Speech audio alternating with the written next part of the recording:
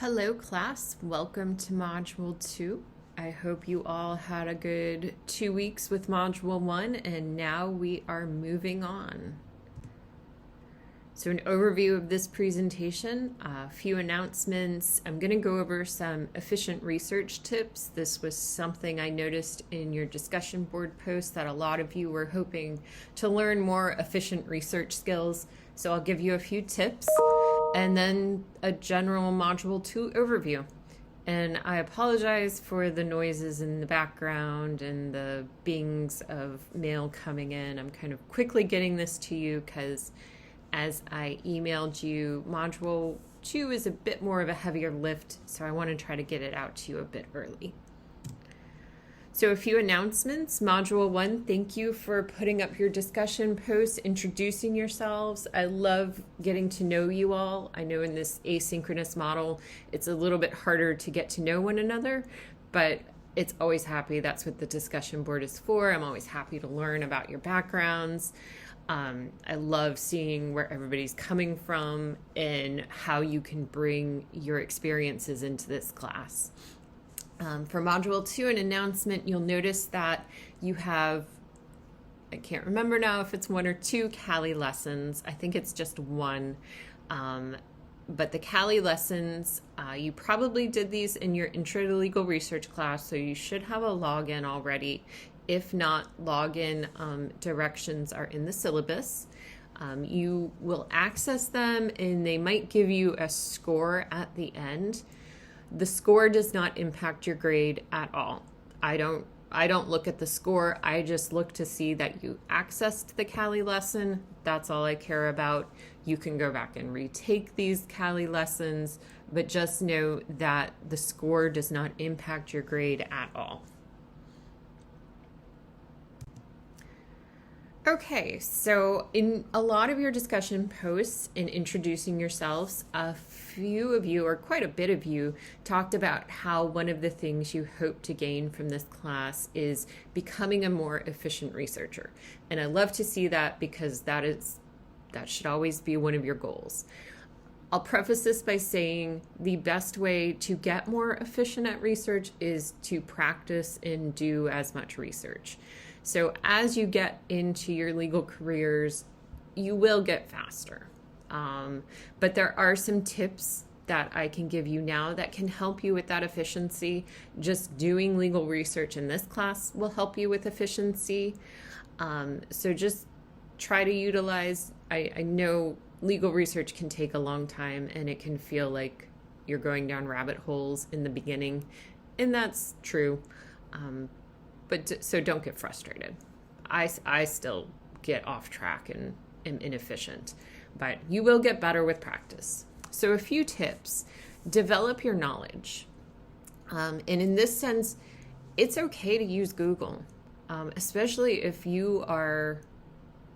it's a new problem, a new issue, maybe new terms of art that you really aren't sure what they are.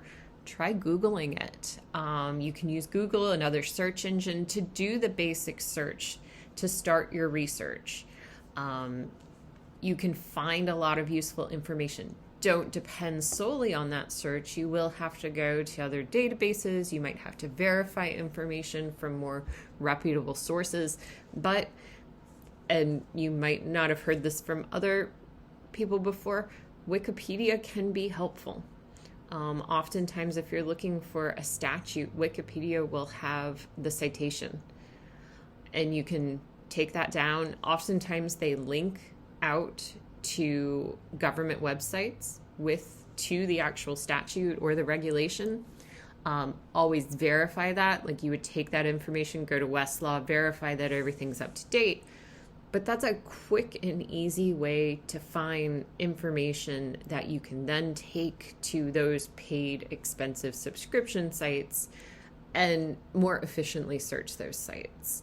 And this gets to use a variety of sources. Don't depend on one source. Don't just look at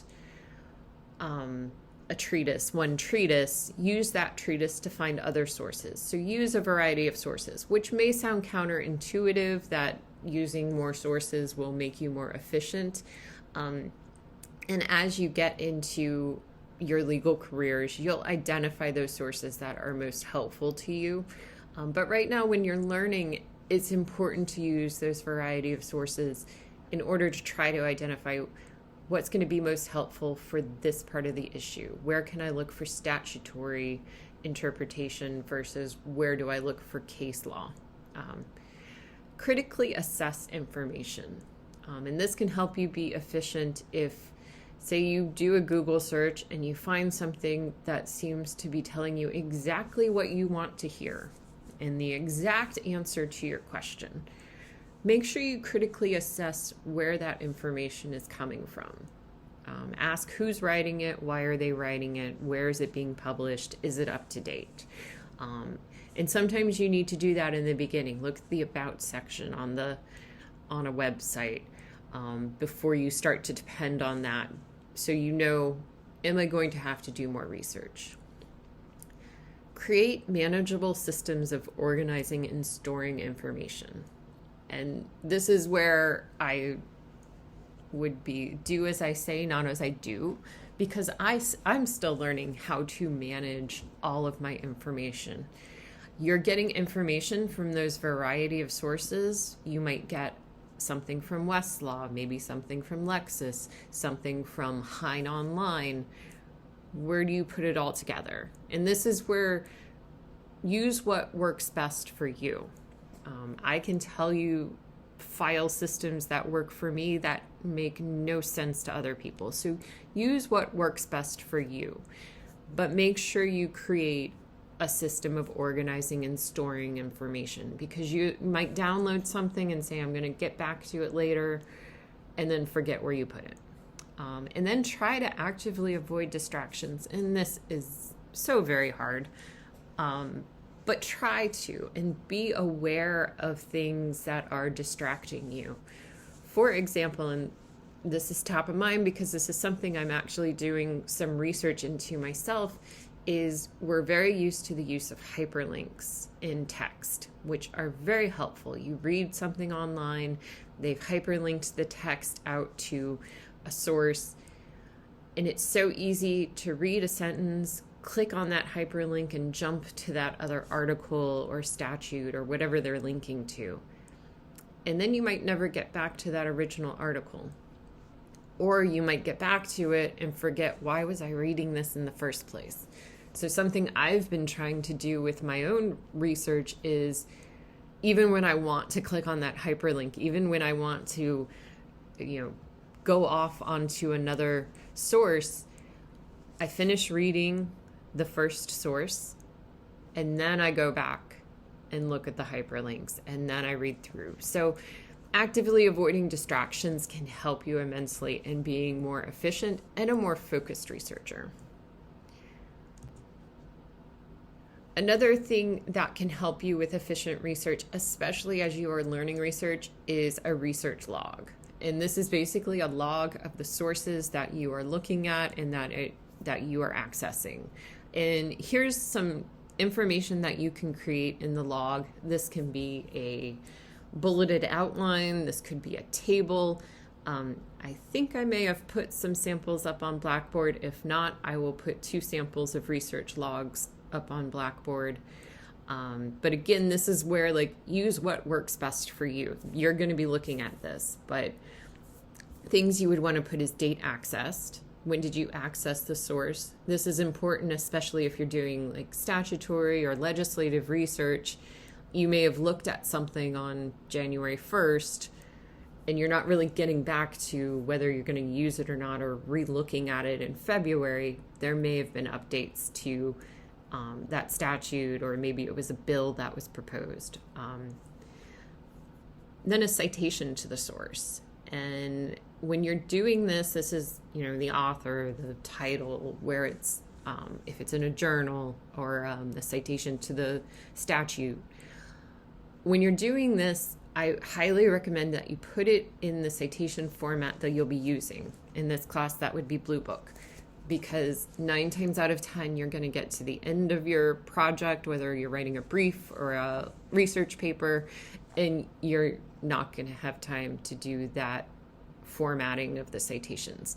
If you do it ahead of time, your future self will thank you. And then put where the source was located. If possible, add a hyperlink. If it's on Westlaw or Lexis. If you don't know how to link to things on Lexis or Westlaw, look up hyperlinking on Lexis or Westlaw. I'll try to find it so I can share it with you if you don't know how to do that. Or just put where it's located so you can find it again. And then how the source was found. What search terms did you use? What filters did you use? Did you find it through another source? Was it hyperlinked through an article you were reading? And this can help you because it will help you keep track of what you've already done. What search terms have I already used on Westlaw? What filters have I already used? Because you're not going to be sitting down for 24, 40 hours doing all the research that you need. You're going to be starting, you'll get distracted. So this will keep you on track to know what you've already done so you don't replicate that search. A summary of info, value of source, why is it valuable? Also put why it's not valuable. You might put, this was not a valuable source. Because again, you might refine this source later in your research and kind of remember seeing it, but you can't remember was it valuable or not. So you can go back to the log, say, oh, this was not valuable. You don't even have to take time to read it. Again, creating the efficiency. Any additional sources identified, what next steps you might take from this, what's the source date, currentness, can you even determine that, and like any notes. So this is just a basic outline of what you might put in a research log. Again, use what works best for you.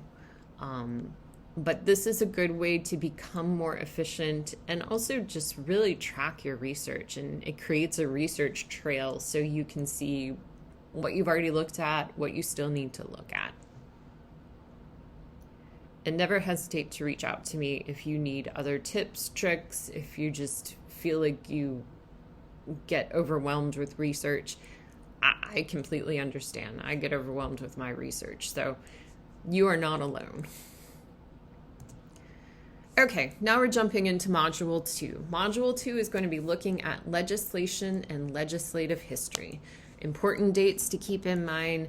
Module 2 will be accessible January 23rd at least. I'm hoping to get it to you earlier. Your first discussion post, your original post, is due January 29th. And then on February 5th, your second response post for the discussion is due, as well as your Module 2 assignment. The assignment will be very similar to your Module 1 assignment, short answer questions. This in Module 2 for the discussion, you do have the original post and a response post. Unlike in Module 1 where it was just the one post, you do need to do both posts for this. You'll be given a prompt.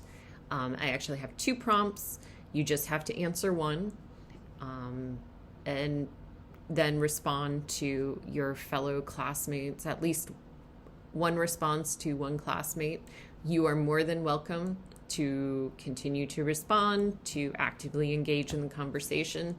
I encourage that, but you are not required. So as I said, we're getting into legislation and legislative history. So just to go over a few bits of terminology that you may or may not have covered in your Intro to Legal Research classes and things you'll probably be hearing over and over as you get into the content and reading. A code, that is the subject compilation of the public laws, the statutes, that are currently in force in a particular jurisdiction. We have the U.S. Code at federal. In Maryland, we have the Maryland Code, and they're arranged by subject, whether that's agriculture, education, etc.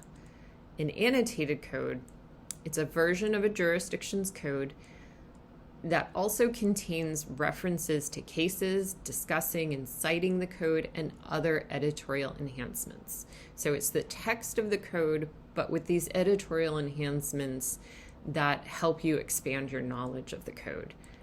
Those editorial enhancements are not the code themselves. You can't cite to those as, you can't cite to the editorial enhancements as parts of the code, but they help you understand the code. An amendment is a revision, addition, deletion, or a correction made to the text of a statute.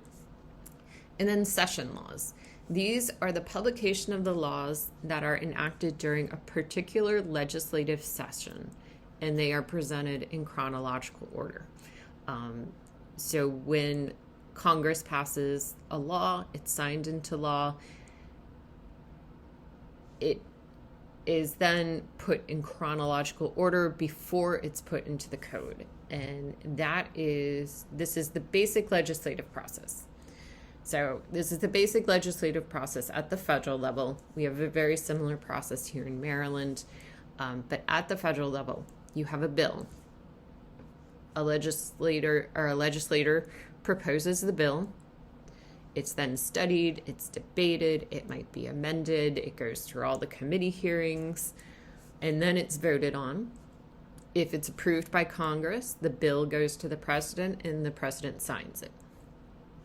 Once the president signs it, it's assigned a public law number. And the public law number will be public law number, the number of the Congress, whether it's Congress 111 dash, and then the next chronological number. So the first public law passed in a session would be in Congress 111 would be Congress, it would be public law 111-1, and then so on and so forth. So every law that then gets passed would get, 1, 2, 3, 4, 5, 6, 7, 8. These are also referred to as slip laws. And then those public laws with their public law number go into the statutes at large. And it's the current volume of the statutes at large that are arranged in chronological order. So they're not arranged by subject. They're just arranged in chronological order. And these are also referred to as session laws. Then finally, it's codified and added to the U.S. Code, which is then arranged according to subject. So you have the bill gets passed, signed by the president, it's assigned a public law number. It's put into the statutes at large in chronological order, and then it is added to the code. Now that was a very basic outline of how laws are made. This is a much more complex and more realistic outline of how laws are made. This is an infographic that's available on Wikimedia Commons. The link's below if you want to take a deeper look at it. But this really goes through the complexity of getting it from a bill to a law. And then, of course, this is how the legislative process should work. We deal with politics, so politics come into things, as we are very aware of every day on the news. So as you are looking through some of the things for legislative history in this module, and this is where legislative history is all developed. This long trail from bill to law.